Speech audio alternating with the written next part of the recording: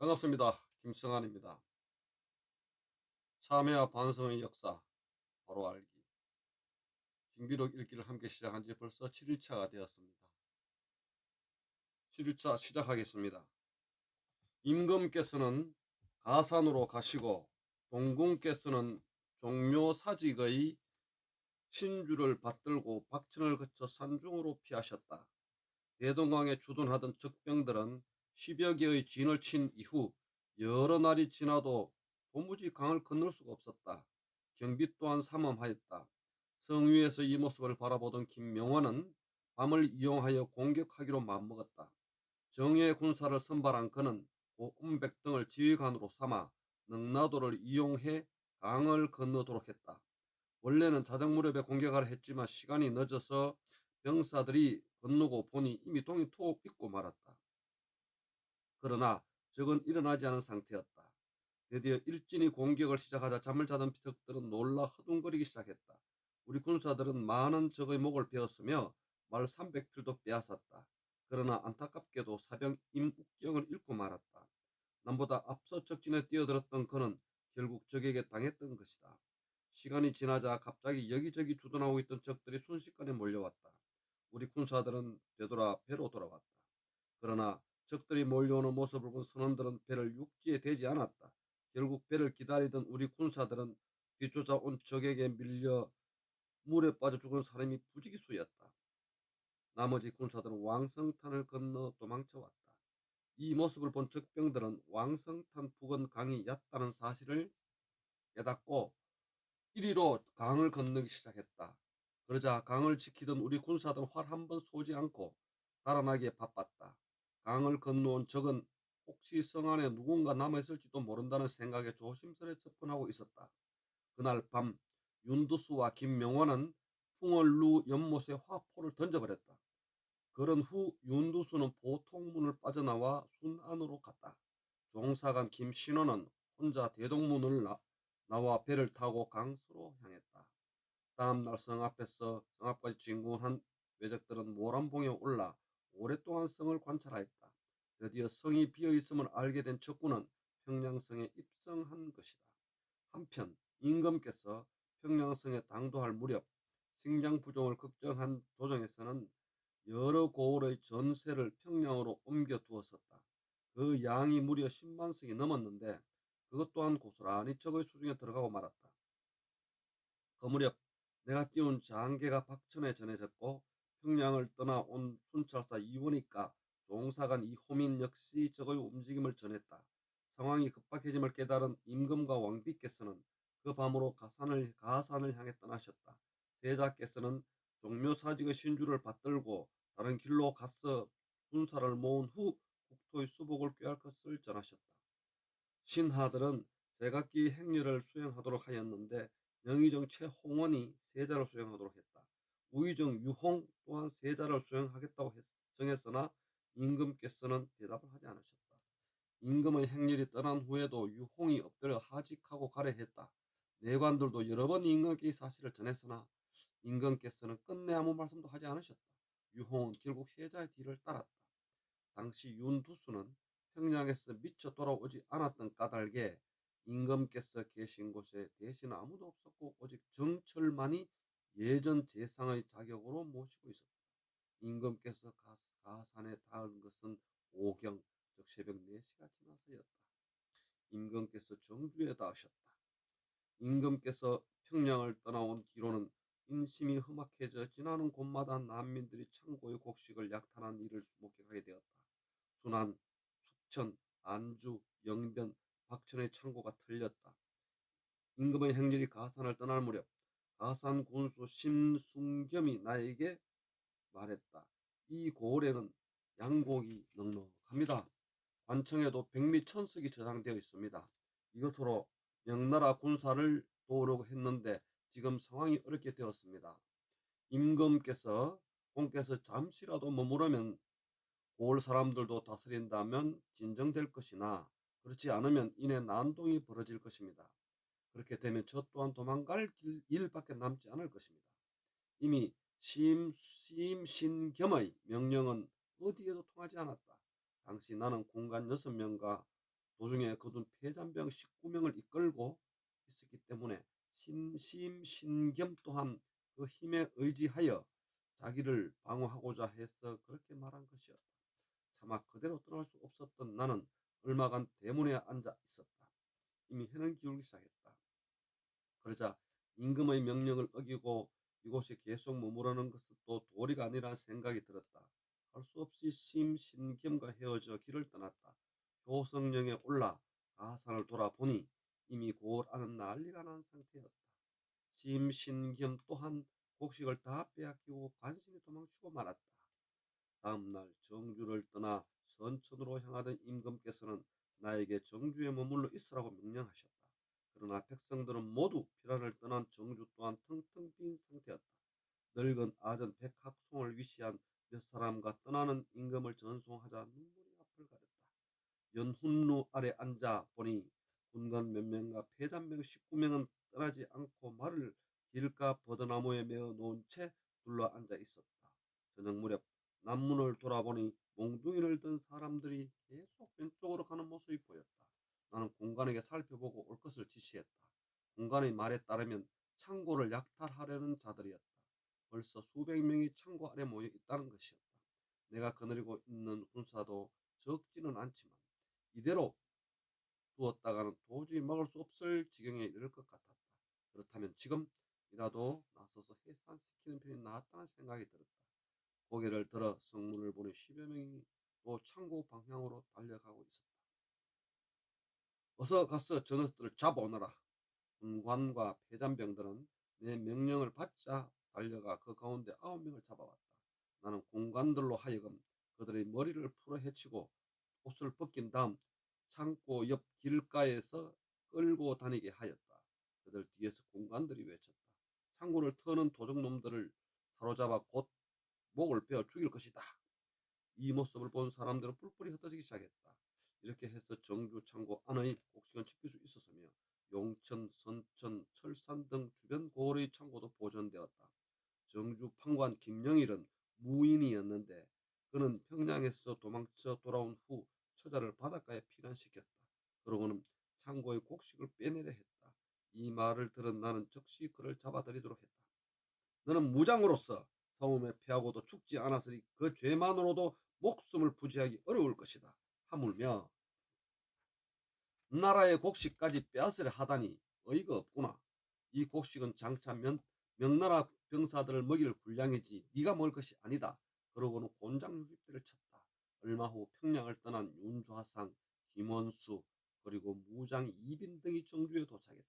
임금께서 떠나시면서 윤좌상이 오면 정주에 머무르도록 하라고 하셨기에 그에게 명령을 전하였다. 그러나 윤두수는 대답도 하지 않고 바로 임금을 향해 떠났다. 나 또한 김명원과 이빈에게 정주를 지키라고 임하고 놓고 임금의 행렬을 뒤쫓아 용천으로 떠났다. 평양성이 함락되는 소식이 전해지자 모든 백성들이 숨어버려 가는 곳마다 텅텅 비어 있었다. 박산산성 밑에 이르자 앞에 두 갈래 길이 나타났다. 나는 좌졸들에게 물었다. 이 길은 어디로 가는 길이냐? 예, 구성으로 가는 길입니다. 나는 말을 세우고 종사관 홍종록을 불러 일으켰다. 길가의 창고가 하나같이 비어 있으니 명나라 구원병이 온다 해도 무엇으로 먹이겠느냐? 이 부근에서는 구성의 창고만이 온전할 것 같았다. 그렇지만 이것도 아전과 백성들이 모두 사라져 옮길 재주가 없구나. 그대는 오랫동안 구성에 있었으니 그곳으로 가거라.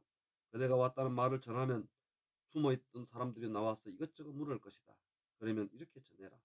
왜적들은 평양성에서 한 걸음도 나오지 않고 있는데 명나라 구원병은 이미 출발했다. 그런데 안타깝게도 군량미가 부족하다. 그러니 신분을 따지지 않고 누구든 나서 군량미를 옮긴다면 후에 조정에서 큰 상이 내릴 것이다. 그러면 정주나 가상까지 충분하게 옮길 수 있을 것이다. 이 말을 들은 홍종록은 숙연한 표정으로 고개를 끄덕이고는 구성을 향해 떠났다.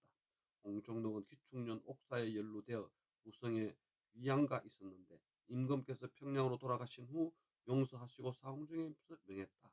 그는 충성스럽고 성실하여 나라를 위해서는 목숨까지 바칠 만한 인물로 아무리 험한 곳도 마다하지 않았던 것이다. 그가 떠난 후 나는 용천을 향해 출발했다. 임금께서 의주에 도착하셨다. 그러니까 평양성이 함락되고 드디어 임금이 의주까지 피랄하게 되었다. 명나라 군사는 아직 들어오지 않고 있는 상황입니다. 자, 계속하겠습니다. 명나라 장수 참장대모라는 자와 유격장 사유 또한 군대를 이끌고 평양으로 향하던 중 안반영에서 평정력이 평양성이 이미 함락되었다는 소식을 듣고는 의주로 돌아와 주둔하고 있었다. 한편 명나라 조정에서는 군사들에게 은 2만 냥을 내려 이를 가지고 온 관원이 의주에 도착했다. 그 전에 요동에서는 우리나라의 외적의 침략이 있었다는 보고가 조정에 올라갔다. 그러나 조정에서는 의견이 분분했다. 심지어는 우리가 외적의 길잡이 노릇을 하고 있다는 말까지 나올 정도였다. 유독 병부상서 석성만이 우리나라에 대한 지원을 강하게 주장했다. 당시 우리나라 사신 신점이 옥화관에 머물고 있었는데 어느 날 석성이 그를 불렀다. 석성이 신점이 가자. 그는 노동에서 보내온 외적에 대한 보고서를 보여주는 것이었다. 이를 읽고 난 신점은 소리내어 울기 시작했다. 이러곤 아침 저녁으로 일행과 함께 통곡하면서 구원병의 요청을 요청했다. 석성은 이를 명나라 임금에게 보고했다. 이에 명나라 임금은 병사의 2개 부대를 파견하여 우리 임금을 후회하도록 명하고 경비로 은까지 하사했던 것이다. 신점이 통주로 돌아올 무렵 우리 조정이 띄운 고급사 정곤수가 뒤이어 도착했다. 석성은 그를 방으로 들인 다음 상황을 듣고는 눈물까지 흘렸다. 그 뒤로도 계속 파견된 사신들이 요동에 도착하여 위급함을 알리고 구원병을 요청하였다. 심지어 우리나라에서는 합병할 것을 청하기까지 했다. 이미 평양까지 함락되었으니 하루 이틀 사이에 압록강마저 안전치 못하다는 생각에서 이렇게 서둘렀던 것이다. 그런데 다행스럽게도 외적은 평양성에서 몇 날 며칠을 꼼짝도 하지 않았다. 이렇게 되니 민심도 차츰 수습되고 남은 군사들을 재정비하면서 명나라의 구원병을 맞이할 태세를 갖추게 되었다. 그야말로 나라의 회복의 기틀을 마련한 것이었다. 참으로 하늘이 도운 것이지 사람의 힘으로 이루어진 것이 아니다. 7월에 명나라의 요동 부총병 조성훈이 5천의 주연병을 거느리고 우리나라로 온다는 기별이 전해졌다. 당시 나는 치질이 심해 자리에서 일어날 수조차 없었다. 임금께서는 내 대신 좌상 윤두수에게 마중을 나가 군량을 지원토록 하셨다. 나는 종사관 신경진을 시켜 임금께 아뢰도록 하였다. 행제소에 있는 현직 대신은 오직 윤두수 한 사람이온데 그가 자리를 비워서 안 됩니다. 명나라 장수의 접대는 제 소임이므로 비록 병이 깊다 하오나 제가 나가겠습니다. 7월 7일 행궁으로 엉금엉금 기다시피 나아가 임금께 아뢰었다. 지금 소관을 떠나 행군하고 있는 명나라 군사들이 정주, 가상까지 가는 동안에는 군량 부족은 없을 것입니다. 그러나 안주, 숙천, 순안을 거치는 동안에는 저장되어 있는 양식이 없습니다. 따라서 3일치 양식은 그 전에 준비해 가야 할 것입니다. 또 평양에 이르러서는 즉시 성을 탈환하면 성안 군량이 충분하므로 문제가 없을 것입니다. 그렇지 못한 경우에는 평양 서쪽 고을에 있는 곡식을 운반해서 사용하면 별 문제가 없을 것입니다. 이런 사정을 감안하시어 대신들이 명나라 장수에게 보내 협의하여 터리토록 하시옵소서. 임금께서는 고개를 끄덕이며 수긍하셨다. 자리를 물러나자 임금께서 옹담과 납약을 내려주셨다. 또 내의원의 용문이란 사람은 성문 밖 오리까지 눈물을 흘리며 전송해 주었는데 전문령 고개를 넘을 때까지 그의 울음소리가 들렸다. 그날 저녁 무렵 소관역에 도착해서나 아정과 백성 모두 도망쳐 사람의 그림자 찾아볼 수 없었다. 공관을 보내 수색했더니 겨우 몇 사람 데리고 나왔다. 나는 그들을 부드럽게 타일렀다. 나라에서 평소에 그대들을 기르는 까닭은 오늘 같은 때에 서려고 한 것이다. 그런데 모두 도망치다니 무슨 짓이란 말이냐? 지금 명나라의 구원병이 도착한 적 이때야말로 모두가 나서 공을 세울 시기다. 말을 마친 나는 공책을 꺼내어 그곳에 모인 사람들의 이름을 썼다. 그리고 공책을 펴 보이며 말했다. 후에 이것을 토대로 여러분의 공과 죄를 매긴 다음 임금께 아뢰 것이다. 그럼 그 내용에 따라 상도 받고 벌도 받게 될 것이다. 특히 이곳에 이름이 없는 자들은 누구도 죄를 면하지 못할 것이다. 그들이 돌아가고 얼마 지나지 않아 여러 사람이 찾아왔다. 소인들은 잠시 볼일을 보러 나갔을 뿐입니다. 결코 책임을 회피한 것이 아닙니다. 저희들 이름도 책에 올려주십시오. 그들의 모습을 보면서 나는 이곳의 인심이 곧 수습될 수 있을 것이라 생각했다. 그리고 이 내용을 적어 여러 고을로 전하면서 이 방법을 활용토록 지시했다. 이 방법은 큰 효과를 거두어 수많은 사람들이 나와 땔감을 나른다, 마초를 나른다 하면서 바삐 움직이고 집을 지키거나 음식을 장만하는 등 대부분의 업무가 제자리를 찾아갔다.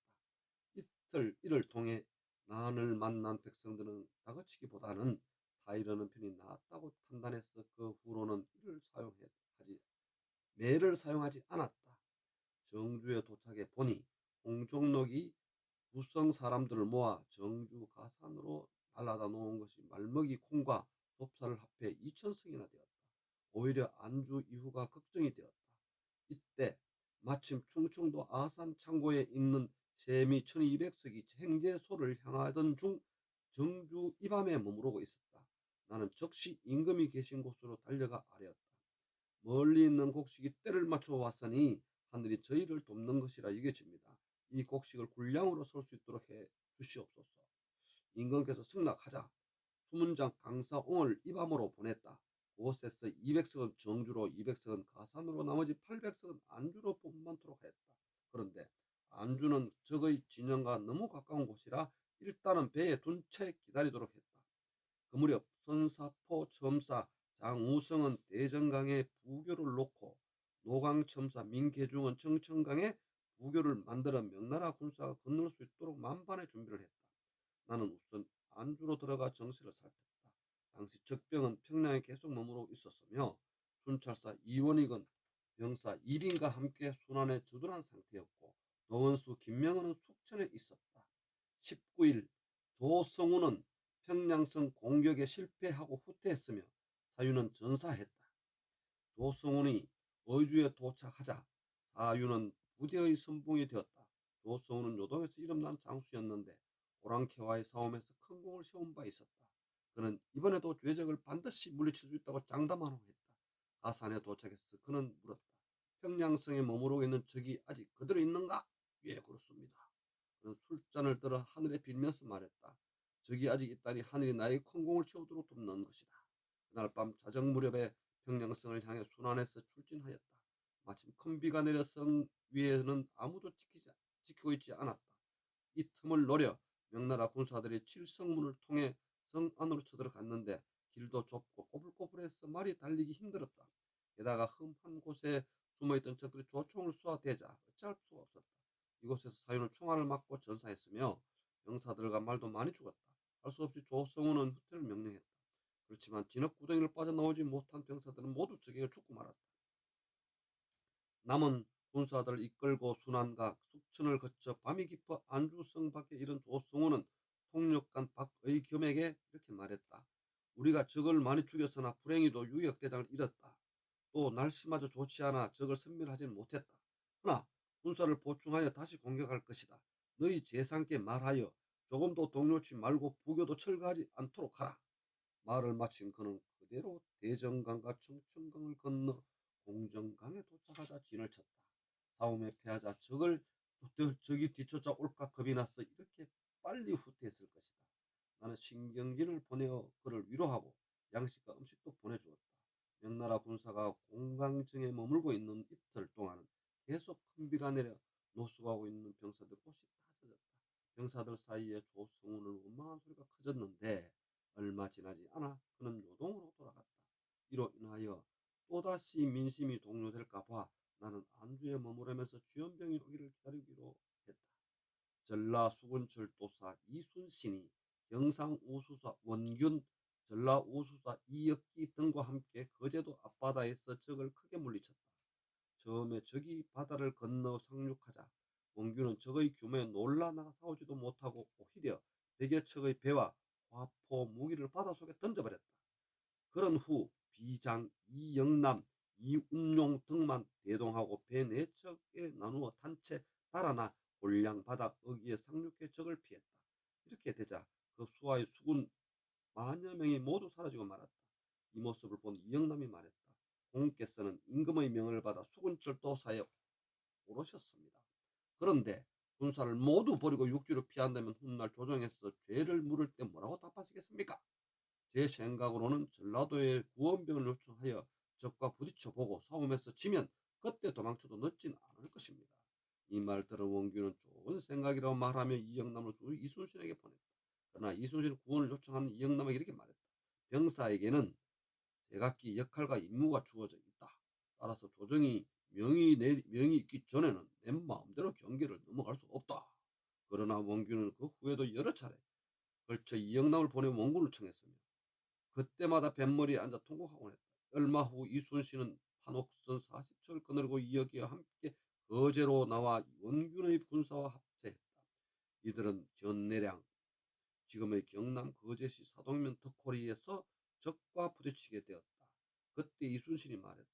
이곳은 바다가 좁고 물이 얕아서 배가 움직이기 어렵습니다. 거짓으로 도망을 친 후 적을 넓은 바다로 유인해 싸우도록 합시다. 그러나 원규는 분한 마음에 적시 나가 싸우려고 했다. 이 모습을 본 이순신이 말했다. 공께서는 병법을 모르는구려. 그렇게 하다가는 반드시 피하고 말 것이오. 그러고는 깃발을 흔들며 패한 것처럼 달아나기 시작했다. 이 모습을 본 적들은 옳다구나 싶었던지 앞을 다투어 우리 배들을 뒤쫓았다. 배가 넓은 바다로 나오자 이순신이 소리를 크게 한번 울렸다. 그러자 모든 배들이 일제히 뱃머리를 돌리고 열을 지어 벌려섰다. 적선과의 거리는 수십 보에 불과했다. 당시 이순신의 탐배는 거북선이었는데 판자로 배 위를 덮어 그 모습이 거북이 같았기 때문이었다. 전투병과 노 젓는 인부들은 모두 안에서 활동했으며 사방에는 화포를 싣고 이리저리 움직이는 모습이 마치 배를 짜는 북이 오락가락하듯 했다. 이순신은 적선과 만나자 대포를 쏘아 이들을 공격했는데 여러 척의 배들이 합세하여 공격하자 수많은 적선들이 연기와 불꽃을 공중으로 쏘아 올리며 파괴되었다. 그 와중에 적장이 한 배 또한 파괴되었는데 그 배는 높이가 2억1이나 되었으며 그 위에는 망루가 있었는데 붉은 비단으로 둘러싸여 있었다. 그 배에 타고 있던 적병들 또한 모두 물속에 빠져 죽었다. 그 후에도 왜적들은 한 번도 이기지 못했다. 그러자 모두들 부산과 거제로 들어가더니 다시는 나오지 않았다. 이순신이 전투하던 때의 일이다. 앞서 싸움을 독려하던 그가 총알을 맞았다. 피가 어깨까지 발꿈치까지 흘러내렸지만 그는 아무런 반응을 보이지 않았다. 싸움이 끝난 뒤에야 비로소 박힌 총알을 빼내었다. 칼로 살을 가르고 5, 6cm나 박힌 총알을 빼내는 동안 곁에서 보던 사람들 얼굴은 까맣게 변했지만 그는 태연히 말하고 웃는 모습이 전혀 아픈 사람 같지 않았다. 성전보가 조정에 전해지자 임금께서는 기뻐하시어 이순신을 품계를 올려주었다. 그렇지만 주위에서는 반대했다. 너무 지나쳤다는 것이다. 할 수 없이 이순신은 정헌대부로 성급시켰고 이혁기와 원규는 가선대부로 성급시켰다. 보다 앞서 고니씨 유기나가가 평양에 당도했을 때 우리 진영에서 이런 것을 보내왔다. 우리 수군 10만이 또 서해로부터 도착할 것입니다. 조선 임금께서는 이제 어디로 가실 예정인지요? 원래 적은 수군과 육군이 합세해 서쪽을 공략하려 했던 것이다. 그런데 거제 싸움에서 패함으로써 한 팔이 끊어진 것이었다. 이렇게 되니 평양성을 점령한 유기나라가라 할지라도 지원군이 사라지게 되니 더 이상 진격할 수 없었던 것이다. 결국 전라도와 충청도를 보존하고 아울러 황해도와 평안도 연안까지 지키게 됨으로써 군량의 조달과 통신 체계가 확립될 수 있었다. 이는 곧 나라를 회복할 수 있는 기반이 되었던 것이다. 뿐만 아니라 요동과 천진 지방의 외적의 손길이 닿지 않게 되어 명나라 군사들이 육로를 통해 우리나라를 구원할 수 있었다. 이 모든 것이 이순신이 한 번 이긴 결과였다. 실로 하늘의 도움이었다고 하겠다. 그 뒤로도 이순신은 삼도의 수군을 거느리고 한산도에 머물면서 적의 교통로를 막았다. 전 의견부 도사 조호익이 강동 지방에서 군사를 모집하여 적을 물리쳤다. 감사합니다. 오늘은 여기까지 하고 다음에 8차 시를 계속해서 이어가도록 하겠습니다. 김성환이었습니다.